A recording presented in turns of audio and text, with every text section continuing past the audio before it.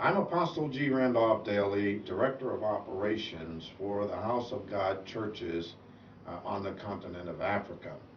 Welcome to For the Record. Today we have Bishop James Harris of Kankakee, Illinois. Bishop Harris is the pastor of Cornerstone House of God in Illinois, and he and his wife Betty, Lady Betty, if you will, have been married for 19 years. They have collectively 11 children, have been a member of the House of God for over 29 years, and was introduced to the House of God by the late elect Lady Dolores Baxter. Welcome, Bishop Harris. God bless you, sir. God bless you. Bishop Harris, you've been in the House of God for a number of years and have had seemingly a successful ministerial career, punctuated by a litany of successful or significant accomplishments. Can you share with our viewers today, when did your interest in mission work begin? It began in 2007. I met a young man from Nairobi by the name of Julius Asango. He's an overseer. He has about 20 churches over in Kenya that he oversees. I see. And so, is there a story behind how you met him? Oh, yes. It was a divine meeting, to say the least. He had been invited by a mega church in my city of Harvey, Illinois. They asked him to come over and preach for 1 week, and his visa lasted for 2 months. So he had a visa that lasted 2 months, but he only had 1 week that they put him in a hotel. I see. And he started different pastors in the phone book. He didn't know anybody. He got in the phone book and he started calling different pastors, and he left a message on my voicemail. Nobody got back to him, so I got back to him and we had lunch together. And it was in that meeting he expressed that he would like to stay in the United States and meet some of the other ministers. So in that conversation I got back to him and we had lunch together. And it was in that meeting he expressed that he would like to stay in the United States and meet some of the other ministers. So in that conversation, I invited him to stay at my home in Kankakee. Mm-hmm. So he stayed with us for 2 months. I see. There was an interesting story that you shared with me regarding how he found you in the Oh, phone yes. His church, his local church in Eldoret is called International. Eldoret is in Kenya. Eldoret is in Kenya. I see. It's Okay. actually 6 hours north of Nairobi. And the name of his church was Cornerstone International. The name of my church, my local church in Harvey, is Cornerstone House of God. I see. So that was the connection. So when he seen that in the phone book, he called me and left a message on my voicemail. I see. And so you obviously, there was a connection there. Yes. Spiritually and physically as well. Yes, Now, okay. yes. And then, so did this become the motivation for you to go to Africa? And Yes, actually he was concerned about, he had learned about the Sabbath and feast days. And it was in that 2-month period that I was able to do some teaching, you know, along the lines of the Sabbath and feast days. I see. And he went back to Kenya and talked to some of his pastors and leaders, and they gave me the extended invitation to come in '08. I see. So you went by the invitation of Pastor Julius. Julius. I Yes. see. And your purpose in going was to spread the gospel, or to do more teaching of the type of teaching that you had shared with him. Yes, sir. While he was here in the United States. So when you went, did you have just Kenya in mind, or were there other countries that you wanted to explore while there? At my first trip, I never thought about going to any other place other than Kenya. Mm-hmm. When you started with your mission work, what was your view of mission? You know, when you started in Kenya, when you went there, what was your view of mission work generally? Well, my main reason was to go and teach. And also, I think I mentioned this before, the Lord had laid it on my heart to not only be a blessing spiritually, but be a blessing to his people, both spiritually and naturally. I see. So I wanted to find out what I could do to help the people naturally as well as spiritually. And approaching it from that vantage point, did you do any research? Did you look at the work of other people, others who have been involved in mission work, for instance? Or was this just a total walk of faith? I believe it was all by faith. I had no idea what to expect once I got there. I didn't know what else I could do to be a blessing, but I do know that God said in Genesis, if we bless his people, he would bless us. And I found out years ago the best way to be blessed to be blessed of the Almighty is to bless his people. So what you're saying is you had no particular mission experience. Were you trained by the church, or No, sir. had you read up on it, or nothing of that nature? I had no experience, no, sir. What then were, so what you were hoping to accomplish then was just to go there and to go and teach. I see. And find out what the needs, the hurts and the needs were of the people, and see what we could do to help them. I want to go back to something that you started speaking to previously. And so when you went there, your focus wasn't just on the spiritual needs of the people. You said that you were focused on spiritual needs, but also on the material needs. Is that correct? Yes, sir. I guess my follow-on question would be, were you prepared for the material? Did you find that there was a shortfall in the material needs, or were they on a par with people in the United States, for instance, same standard of living, or what have you? What did you find? Well, the needs that the people had, they weren't getting any help from the government. And what we had to do was depend on donations. I see. From people that would be willing to stand with us and sow seeds into that ministry. I see.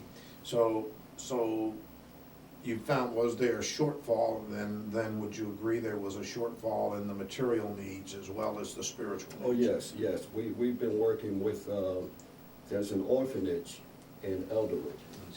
And my son, Julius Asango, my son in the gospel, he started it in 07. Actually 08, after the post-election. There was an election, and there was 10,000 people, apostle, that was killed throughout Kenya right after the election. And there were children that had to defend for themselves. So he and his wife and members from the church, volunteers, started with 13 children. They took them in as orphanage. Today, I was there last year, 2011, he has 308, but we've been supporting the orphanage, we've been supporting food pantry once a month. There's different ministries that I want an opportunity to talk about, because we have more than just them two ministries that we support. I see. I think the average person would agree that the endeavor that you have undertaken is daunting at best. How did you feel equipped to go and do this, or did you feel equipped, and where did you gain confidence that you could make a difference in going there? Through prayer and much fasting. I was totally dependent upon God, because I knew that, as the verses tell us, through Christ we can do all things. I see. Did you then ever consider perhaps failure, or the possibility of failure, or rejection of your message or your ministry, or did you take into consideration your possible personal safety? I can say on all of those questions, no, I never thought about my own personal safety. I never considered failure. I knew if this is what God had given me to do, that he would bring it to pass, whatever it was I could do over there. I asked you what your view of mission work was when you started. You've had several years now of experience in running back and forth from America to Kenya and servicing the needs of the people there. What is your view of mission work today? Does it differ dramatically or differently from what it was when you started there? Did you find that what you have to do today and to equip yourself to step up to the need there? I found that since '07, the needs is actually even greater It's greater. than what it was, because I'm finding out more different things that the people need. We're not just looking at trying to be a blessing to church members. You know, every community that we are involved with, whether they're in a church or not, needs people to step in and make life a little bit better for them. I see. How did your wife and family feel about you making the trip? Were there any concerns there? I thank God for my wife, because she has supported not only my trips, all the many trips to Africa, but everything we've done in our ministry. She's been 100% behind us. I see. Now, that initial trip that you made to Kenya and subsequent trips, did you have sponsors to assist you financially in that, or was your trip totally self-sponsored? It was self-sponsored. My wife and I, we have grown children. They would help us with the flight, the hotels, everything we had to pay for ourselves. I see, but then there are other things that you were doing there aside from transportation and hotel. I mean, there was the physical financial support that you were providing. You were also taking that from your personal finances? Well, we've had programs that we put on at the local church. We've raised money for wells. At one point, the early part of my missionary work, I sent letters out. I thank God for people like Apostle Bess in Cleveland. He paid for the first well that we installed in Kenya. Apostle Clark in Lexington, Kentucky, him and his wife paid for the second well. My wife, again, her and some of the members in her women's club that they meet once a month, they put on a program and raised money for 3 wells. So we just been asking people to stand with us and sow into that ministry. So that's your method for supporting the ministry even today, is that correct? Yes, yes, sir. Looking forward, is this model sustainable over time? Do you think that this is going to work long-term? Or is it a short-term approach and you have another plan for later on? It's a short-term approach. We're looking to help the people to become self-sufficient. I see. We're looking to be able to help the people to obtain some land so they can do things like grow vegetables, grow food, things that they can do to sell to kind of support themselves. I see. There's 2 parts to the question. In what year did your first trip take place? And then my second follow-up question to that is, and how many trips have you made subsequent to that time? We started going in '08, and we go every year. We go for 2 weeks.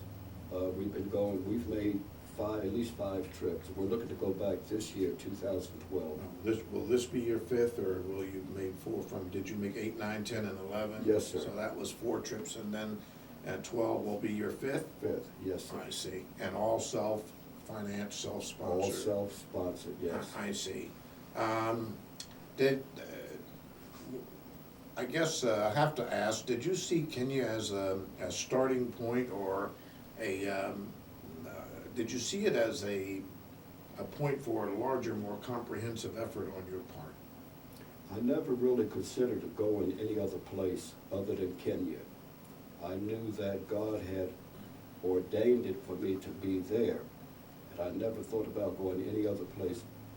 We have received invitations to go to different places. Last year I got an invitation to go to Holland. I got an invitation this year to go to Ghana in Africa. So I had planned on spending 1 week in Kenya and then flying to Ghana. I see. So you intend to continue going back to Nairobi and to the surrounding communities. Yes, sir. I see. Yes, sir. We've had churches, other churches in Kenya, as you're aware, and you've Yes. met some of the Yes. pastors there. Is there any plan for you to interact with them? Oh, absolutely, absolutely. However we can be a blessing, we're always looking for other people I see. and other villages to bless. We have so much work in the areas that we've been in already, but we're not shutting ourselves down not to meet and fellowship with other people. I see. So you shared with us earlier, for the benefit of those who may have the opportunity to see this particular taping session, that you went to a city that was very modern in many respects. Am I correct in that?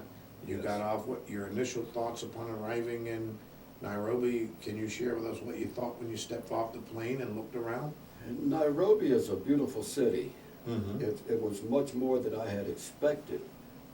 They had palm trees, they had big buildings, they had stores downtown and places for people to shop, malls and things of that nature. I see.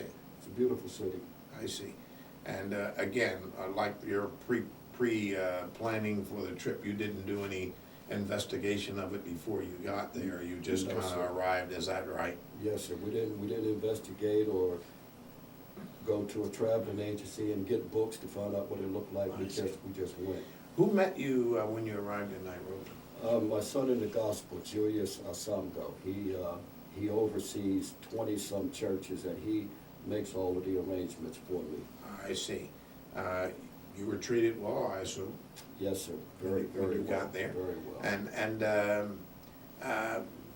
accommodations, were you taken somewhere? I mean, were you taken to a hotel? Was it a national chain or a local hotel, or what was? No, it wasn't a national chain. You find if you go to a Holiday Inn, it could cost you maybe $600 a night, U.S. currency. So I went to a local hotel. I see.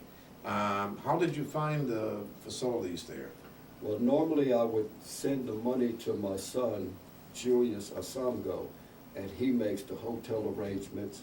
He'll rent the car. I send him money for gas, whatever he needs for that whole time that I'm in Kenya. I send him enough money to take care of whatever I need. But your hotel that you stayed in Kenya and Nairobi in particular, on a par with American hotels generally, or were they substandard, or was there anything you can speak to for the benefit of others who may have an interest in going to the area? I found them to be very nice hotels. Very accommodating. Yes, the food was nice. There was one thing I had to get accustomed to. They had showers. I see. And they- Instead of bathtubs? Well, they had bathtubs, but the shower system, they called it over there. Oh, I see. Yeah, they had a name for it. Widowmakers. I'm sure you're familiar with Yes. the Widowmaker. I understand. It's a tube, a condor that runs up the wall, and it's got a electric running through it, and the coil that runs through it gets hot, and the water that comes down, and electric and water don't mix. That's why they call it a Widowmaker, Yes. So I took a lot of cold showers. I until got understand. used to it. Took a lot of cold showers. I see. I see, sir, were there any adjustments in your attitude after having run into the food and the accommodations and what have you? It seems like it was pretty normal. Yes, sir. Yes, sir. It was. A lot of the churches that I preached in, they didn't have the combinations that we have in the States when it comes to restrooms. There's a church in Nairobi. I preach every Friday that I'm there. And the bathroom is up on a hill. You go into a little room and you look down and it's nothing but a hole. Yes, very familiar with that. I came up in the poorest section of North Philadelphia, but we did have an outhouse. We did have a place you could sit on. Yes. But the African way is it's just a Hole in the ground. Hole in the Yeah, ground, yes, sir. yes, I understand. All right, and so, but these are things that required adjustments on your part. Yes. All right, and probably more difficult for some than others. Did you travel alone, or were there others with you? I go by myself. I'm looking forward to taking my wife the I next see. time I go. I see. Transportation there, you said that Pastor Atsango makes all of the arrangements. Yes. He gets the, He gets the car. and he does the driving Yes. for you? Okay, so he gets you around from place to place. Is the driving similar to here in the States, or is there any differences? It's a lot of difference, Apostle. They, number one, they don't have traffic lights. Mhm. Everybody just go at will, you know, and They people. have roundabouts. Yes, and the speed, they don't have speed limits. Right. You go as fast as you feel like going. Right. And I had to tell him, no, you got to slow down. I I'm hear you. tired of looking at 120 miles an hour on that speedometer, I so see. that's Yes. something you get used to. Your itinerary then for the country, when you arrived, Pastor Atsango would handle that? Yes, sir. So you didn't really have to worry about where you were going or how you were going to get there.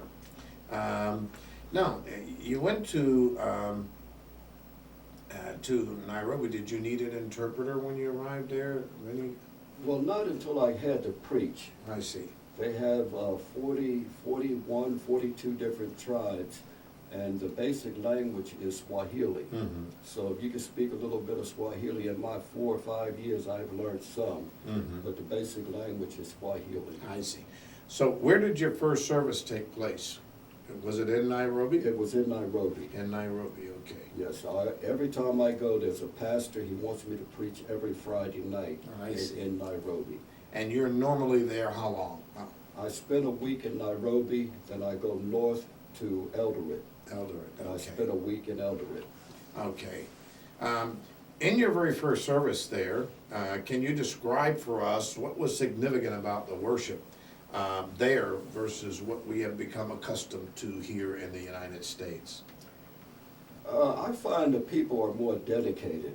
Apostle, All right. you know, here in the U.S., it's hard to get people to come from around the corner. Mm-hmm.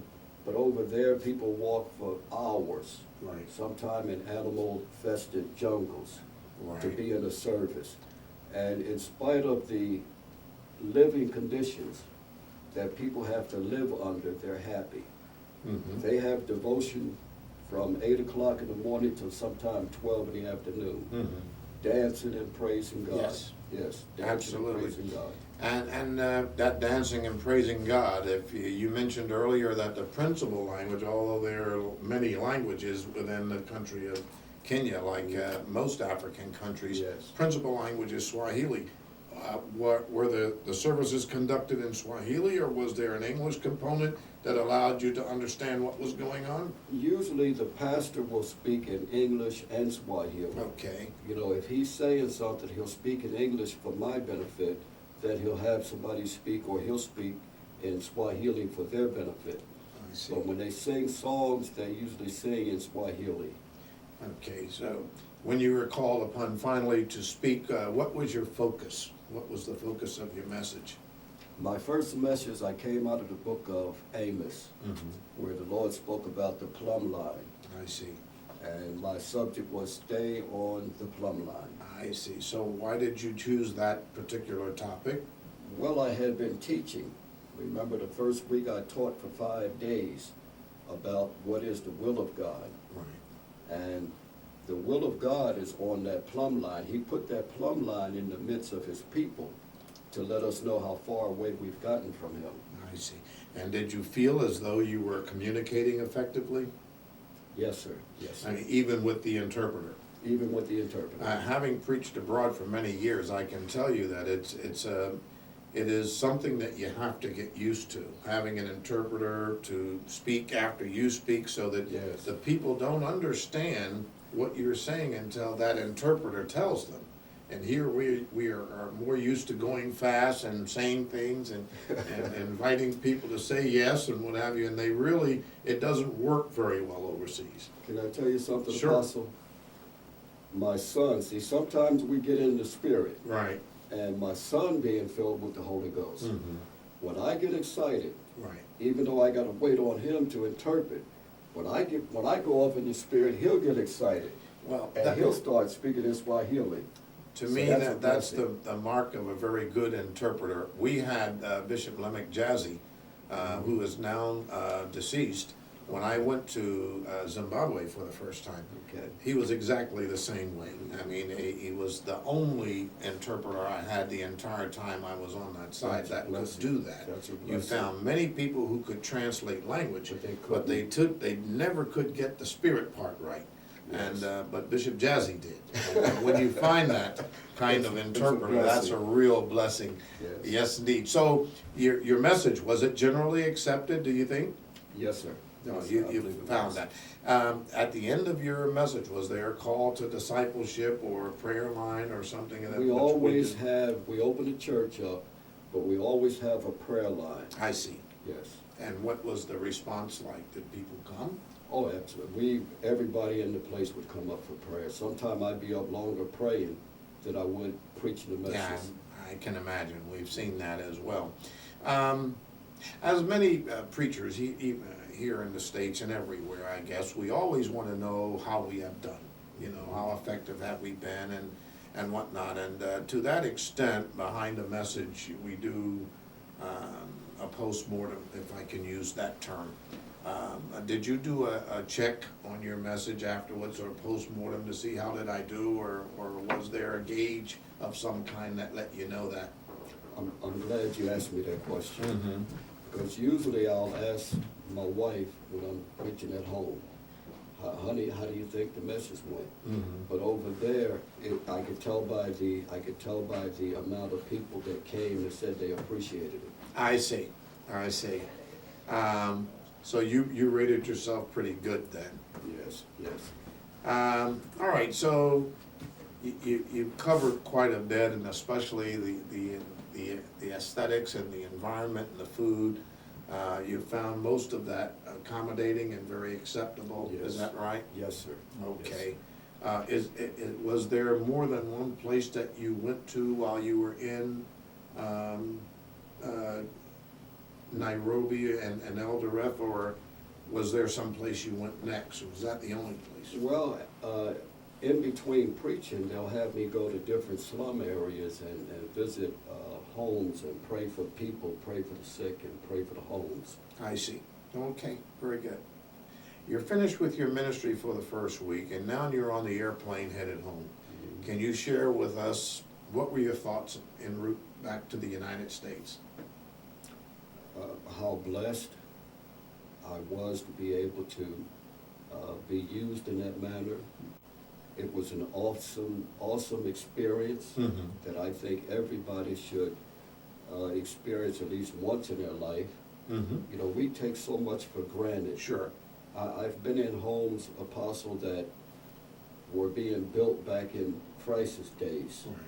built with sticks and clay. Mm-hmm. The clay that you walk on outside is Absolutely. on the inside. Yes. People don't have lights, don't have running water. Mm-hmm. You can smell the sewage running in front of the house. Mm-hmm.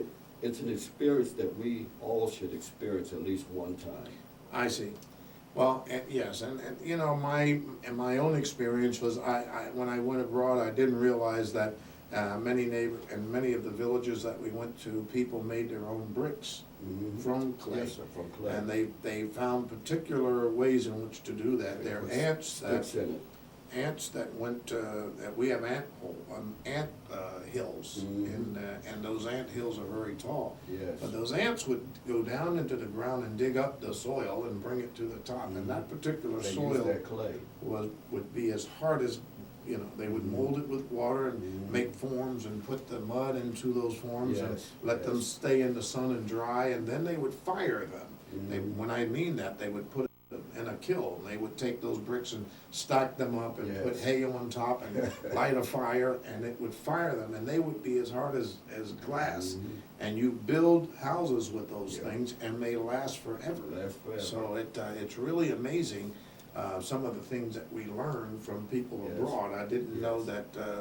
that even our commercial bricks are made in much the same way. Much the Didn't same know way, that, yes, but, yes. well, it's very good. I'm glad we got through that. I want to move on into another segment where we take a look at some of the other aspects of your trip. Okay. All right. Jim Harris, you've made a very good pictorial record of your trip to Kenya, and you've shared a lot of that information with us.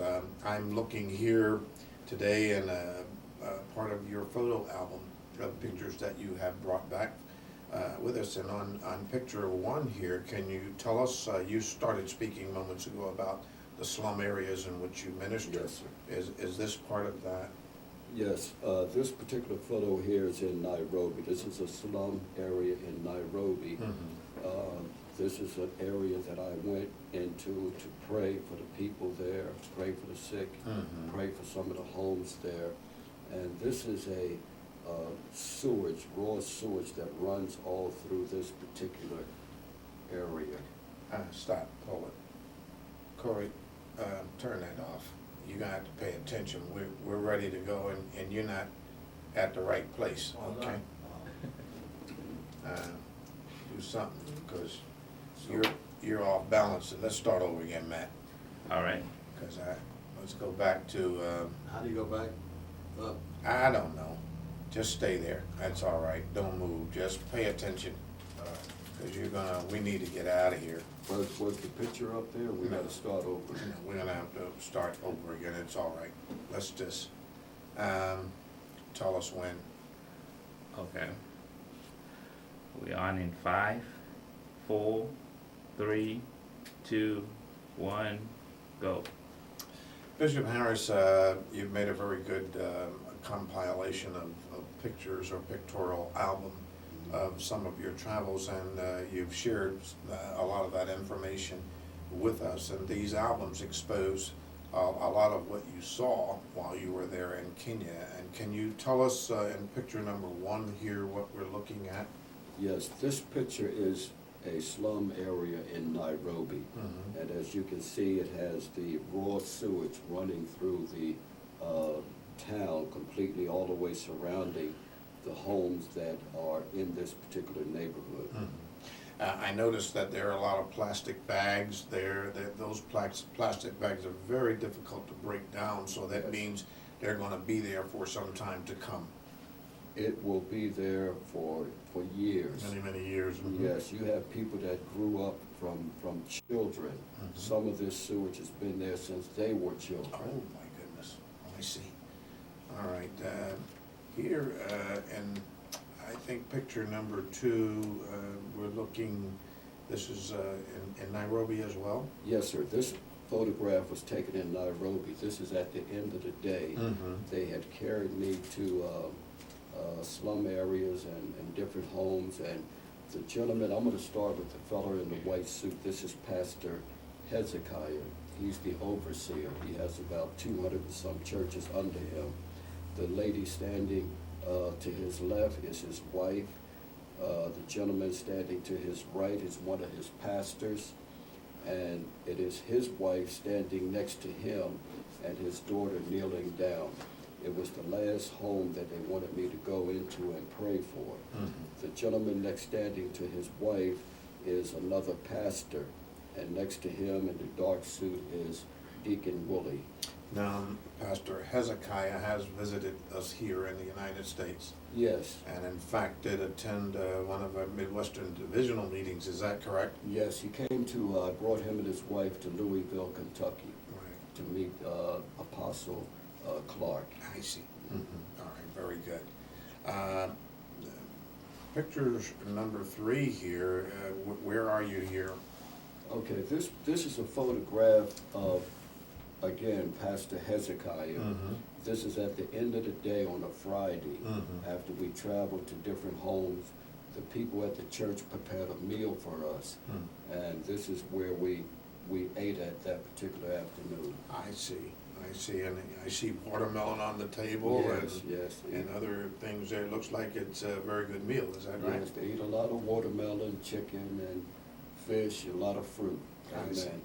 All right, what about picture number 4 here is a group of people here? These are some of the members of the church. These are some of the members.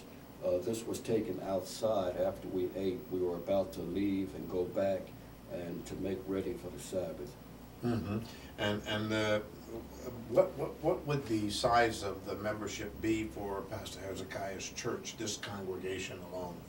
Well, Pastor Hezekiah, on any given Sabbath, he has about 200 people in his services on the Sabbath day. I see. All righty. We'll move on. I'm just picking up some of the selected photographs that you wanted us to see here. On this particular photograph at number 5, I think, where are you? I see some other faces there. This is at Pastor Hezekiah's church, and the gentleman standing next to him and to his right, he adopted a child in a slum area of Nairobi, and the lady that's holding the child is his wife. Now, he had to stay in Nairobi for 12 months because the baby was sick. I see. So in that 12-month time, one of the young men that belonged to Pastor Hezekiah's church, he befriended him. He became a guide to take them where they needed to go. And this young man, he learned a lot about the feast days and the Sabbath, and he gave me an invitation to come to Holland to do some teaching. I see. Okay. Very good. And then on number 6, it looks like you're in action doing what you do best. Yes, this particular photograph was done back in '08. This was my first time going over there to run a meeting. I taught for 5 days leading up to the Passover. And right after the Passover, this is in the Passover service, matter of fact, when after the service we had a prayer line and I was praying for the people as they came up. Okay, and then on picture number 7 here, as I'm looking at it, you're out, this appears to be out in the field here. This general picture was taken when and where? Yes, sir. This is in 2008, when I was over in Nairobi for 1 week. I preached on the Pentecost service, and this is at the lunch break. You see some of the women with, they're dressed alike. In one of the photos, they're dressed alike. This is what number 8, okay. They wear for the choir. But this is during the lunch break on the Feast of Pentecost. I see, okay. On our photograph, number 9 here, we have this one, we are inside of a church? Yes, sir. This is on the inside. This is a men's conference that Pastor Hezekiah, he hosts once a year. He has pastors come in from all over Kenya. They come in from Sudan and different other places. And once a year they host a men's conference for 5 days and decide what the needs are of the church. I see, okay. And then here, Pat, and number 10, you're where now? This is still in that men's conference. You see a lot of pastors and leaders sitting around the table. It goes for 5 days. And they decided, as a matter of fact, at this meeting, that one of the things they need is transportation. They have full-time evangelists that go out and preach and teach the gospel. But they need transportation, they need motorbikes. We've been in touch with a dealer that sells motorbikes, and one bike is $1,000 US currency. I see. What size bikes are these? Are they? Just regular like dirt bikes. I see. Just big enough. That helps them get around the rural areas. That's better than fancy motorcycles because they actually are going to go out into some very difficult terrain. Yes, Is that yes. right? Okay. Matter of fact, it's a safety issue. 3 years ago, one of the evangelists actually met with a tragic death. He was caught out there after dark riding a bicycle, a pedaling type of bicycle. And this is why it was decided they needed motorcycles so they can get from point A to point B and back safely. I see. I understand. Last of all, there is a picture here of a gentleman standing outside of a building. Yes, yes. This is Pastor Hezekiah, the outside of his building. This was taken in '08. This was when I took him in under your leadership and suggestion that I take him in. He has 200 and some churches under him and his organization. And this is the front of his church, which is located in Nairobi. I see. Well, I know you have many, many photographs and videotapes and other interesting records that would be of interest to us, and we will be doing a follow-up session on Kenya as time goes on. But we thank you for sharing the information that you have with us today. As the Director of Operations for our churches in Africa, I want to let you know that I applaud the efforts that you've undertaken and the resultant successes that you have experienced. Your work is obviously not complete at by any stretch, and I'm sure that there will be areas even now that you may need assistance. And can you share with us some of the projects perhaps that you're working on in Kenya right now, and perhaps the potential benefit to the local communities and how we might help? I know that's a mouthful, but Yes. I know you can handle that. Yes, first I want to say I thank God for the opportunity to go to Kenya. I thank Him because He is first in my life. I thank God for my leaders, Apostle Emery in Atlanta, Georgia, the assistant apostle Clark, and I thank God for Apostle Dailey, because when I go to Kenya, I'm representing the house of God. So I thank God for their support and allowing me to do whatever it is that God would have me to do. But the need is much greater than we had anticipated. We have been installing wells. We have been putting in what is called low-level type of wells. We only go down 50 feet. What they do, Apostle, is they drill down about 50 feet and they run plastic tubes down, and they use, if there is electric, they'll use electric pumps to pump the water up. And the problem with this well is it can't be put anywhere. It can only be put in low levels of Kenya. Now, I've been in touch with a company called Water for Life. They put in much deeper wells. They go down hundreds of feet, but it's a well that can last for a lifetime. I see. We thank God for the wells that we were able to put in, but they might last 6 months. They might last a year before they run out. So we're looking to partner with Wells for Life. One well costs $4,800. So the need is great. We have people, children dying, sick from drinking water that is not clean. Contaminated. Contaminated, yes, sir. And while you're there, perhaps you can tell us, like, when you put that well in a village, how many people will benefit from that? It's on average. Hundreds of people will benefit from the type of well that we're trying to put in. If we put a low-level well in, it might only benefit the church people, the people in that church, because we put the wells in the church area, in the church backyard, so to speak. I see. But we want to be able to put wells in villages. We want to be able to put wells in the slum areas. There are some people that walk for 2 hours to go to a river that is as brown as the color of this. I understand. And we want to be able to give clean water to the people that everybody deserves to have clean water. It doesn't matter what part of the world you live in.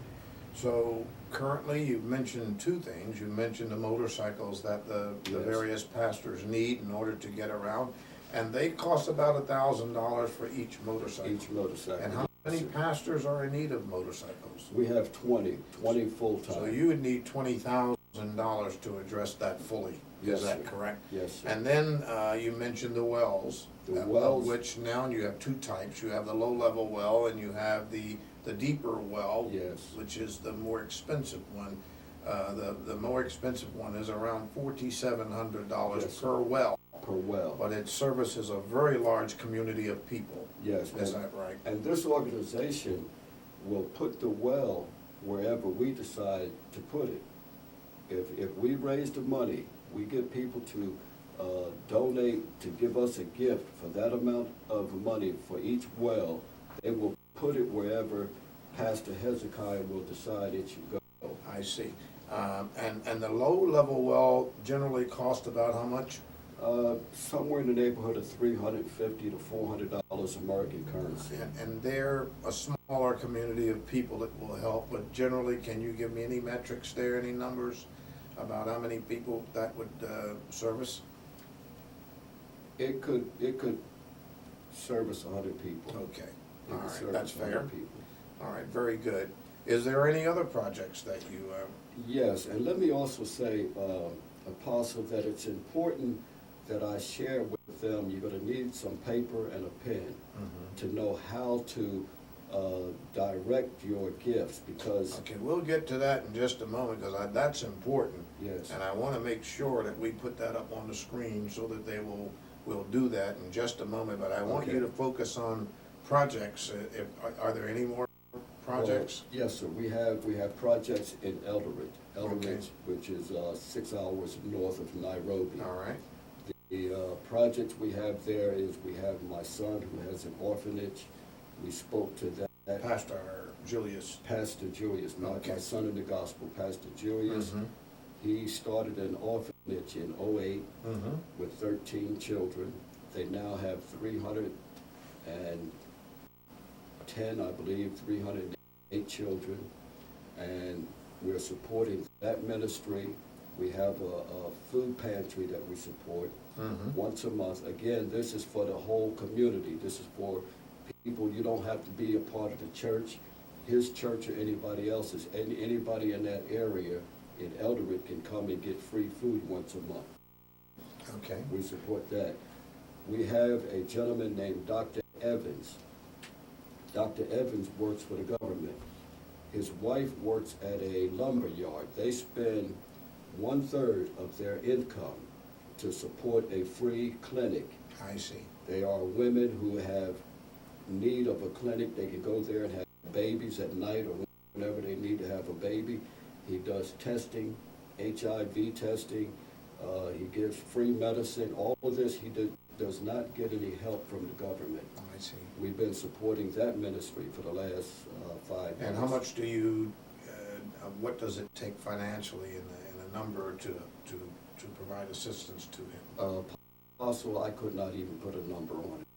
You know, whatever you send now, I'm trying to let the people know what they have to put on that check. Right. Because if you send your gifts to the lockbox, we have a lot of money coming into the lockbox from different places. We need to know exactly where your offering is going to go. If a person wants to donate to the motorbikes, they have to put on their Kenya ministry number 1. If they want to donate to the wells, they have to put on their Kenya number 1. In other words, Pastor Hezekiah is over the ministries that are taking place in Nairobi. I see. But if you want to support the orphanage, if you want to support the food pantry, if you want to support the free clinic, you have to put on your check Kenya ministry number 2. Whatever is number 1, the money from number 1 goes to Nairobi for the things we support in Nairobi. What you send to the ministry in Kenya number 2 will go to Eldoret. Okay. All right. So what you're saying to us is that we just need to be on the memo part of the check or Yes. the money order. We need to clarify Yes, sir. what we want, how we want our targeted funds directed when it gets to the other side. Yes, so I'm a firm believer that whatever you allocate your money to go to, it should go to that and nothing Absolutely. else. Now, so where do you want funds directed, and how do we make those contributions? You make them to the lockbox? Yes, sir, you can give that information. Well, the House of God lockbox, they're going to direct those funds to the House of God lockbox. It's going to be House of God Foreign Mission, Kenya Project, and you will determine whether it's 1, 2, or 3, as you have indicated previously, and P.O. Box 8081, Carroll Stream, Illinois. That's the House of God Foreign Mission. Kenya Project, either 1, 2, or 3, your choice. P.O. Box 8081, Carroll Stream, Illinois, and the zip code is 60122. Is there anything further you'd like to add? Perhaps, I want to say that if somebody wants to partner with us and maybe go to Kenya with us, we would welcome anyone who would like to make arrangements to go with us. You might want to go and see what you can do. But we can't stress how much more help is needed. I see. It's so urgent. Oh, absolutely. Couldn't agree with you more. Before we close this session out, I think that we've been blessed to have your wife in the studio who's been observing the taping all morning, and we thank God for her. Like my own wife, who have traveled all over the world with me, and especially spent 10 years in Zimbabwe in particular, servicing Southern and Eastern Africa. I know how important wives can be, and I think we would be remiss by closing this session without at least showing her face and having. Go. Lady Harris, we're enormously blessed to have you be a part of this taping. We'd be remiss to close it without having you say something. We're glad to have you here today. I'm very glad to be here today. Yes, ma'am. One of the things that I want to say is that you're a very important part of the mission in Kenya, although you haven't been there yet. And I know you are going, but it's important because, like my own wife, my wife has been with me all over the world, and she's traveled to Africa and lived there for 11 years, 10 years at least, almost 11, and so it's very important, that our wives be a part of things because they share in many ways, and I mention that because not only do you have to deal with your husband being gone for extended periods of time, but as he has pointed out in this session that he is self-financing his trips, which means much of the money is coming out of his own back pocket, which means it's also coming out of your pocket. Those are redirected funds that could be utilized at home and other places. So we want to take the opportunity to thank you for your support, and thank you for being there with Bishop Harris, because as much as he may be able to do some of the same things, would be a lot less effective without your help. So I wanted to thank you from the House of God and from the Foreign Mission for your support of Bishop Harris. Now, you take the opportunity to say whatever you want before we close this session. I would like to say that I'm very happy that my husband felt like the Lord was leading him to go and to be a part of this mission. And it's not only taken from us, I'm glad to do it because we are supposed to be helpers one to another. Yes. And especially our brethren, and they are our brethren. Yes. So it's a pleasure to do this. Well, lady, again, I think that your contributions are invaluable. Financial, spiritual, and support contributions can't be quantified. We want to thank you for your assistance, and we're praying for both you and Bishop that that the Lord will continue to expand the work of your hands and bless you in every way, and pray for you further that the will of God be done in all that you do. We want to thank you once again for joining us and for the record, and we invite you to come back again. We will be doing another segment on Kenya very soon. I hope that you will take the opportunity to get a copy of that recording as well. May God bless you all.